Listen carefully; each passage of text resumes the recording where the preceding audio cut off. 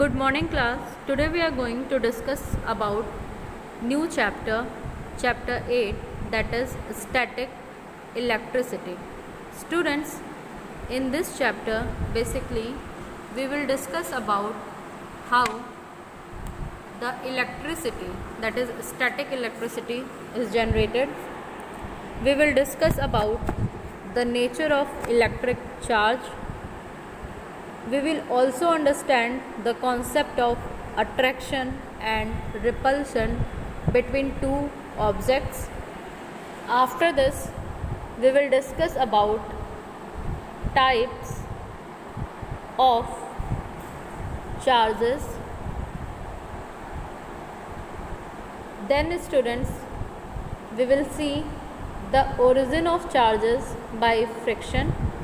Again, we will see the concept of conductors and insulators, and at last we will see overall about electric current. Okay, so students, the topics which I was saying are here. The very first, that is nature of electric charge. The very second, that is charging of objects on rubbing. The very third, that is attraction and repulsion between two objects. The very fourth, that is types of charges. The very fifth, that is origin of charges by friction. The very sixth, that is conductors and insulators, and at last we will discuss about electric current in detail. Students, today we will discuss about charging of objects. Okay, students, basically the origin and nature of charge are studied in static electricity. अगर हम बात करें static electricity chapter की, तो यहाँ पे हम basic पढ़ते हैं कि कैसे चार्ज की ओरिजिन हुई है और चार्जेस के नेचर क्या हैं. इसके लिए आपके बुक में 2 एक्टिविटी गिवन है. हम उन एक्टिविटी को देखते हैं. स्टूडेंट्स, जब हम बात करें ऑब्जेक्ट्स को कैसे चार्ज करना है या चार्जिंग ऑफ ऑब्जेक्ट, उसके लिए हम फर्स्ट एक्टिविटी परफॉर्म करेंगे, जहाँ पे हम देखेंगे कि जो ऑब्जेक्ट हैं वो चार्ज हो जा रहे हैं थ्रू रबिंग. ठीक है, इसे हम कहते हैं चार्जिंग और electrifying the object. Students, first activity में आपको एक ड्राई प्लास्टिक कॉम्ब लेनी है, उसको रब करना है ड्राई हेयर पे, और कुछ स्मॉल पीसेस ले लेने हैं पेपर के. फिर इन दोनों को एक दूसरे के कांटेक्ट में लाना है. आप देखेंगे कि जो प्लास्टिक कॉम्ब है ये इन पेपर्स को अट्रैक्ट नहीं करेगा. ओके, अगेन स्टूडेंट्स, आप क्या करेंगे कि ऑयलिंग करेंगे, हेयर में ऑयल लगाएंगे.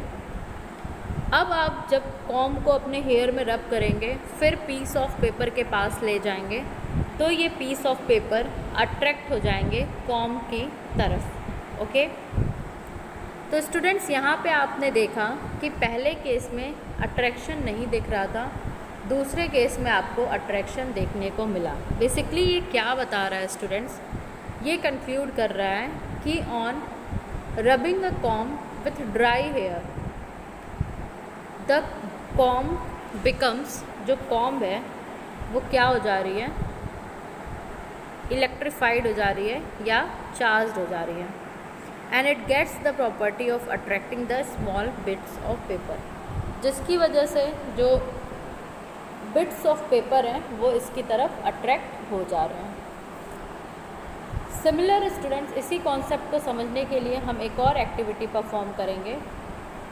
एक्टिविटी सेकंड, यहाँ आप देखेंगे we will take a glass rod. हम एक ग्लास रॉड लेंगे और उसे रब करेंगे एक सिल्क क्लॉथ से. ओके, इसके बाद स्टूडेंट्स उस ग्लास रॉड को हम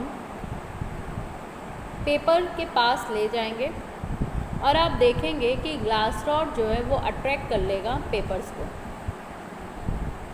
जो पेपर हैं वो उस पर चिपक जाएंगे। So it concludes that glass rod become electrically charge. तो यहाँ से हम देख पाएंगे कि जो ग्लास रॉड है वो इलेक्ट्रिकली चार्ज हो जाएगा।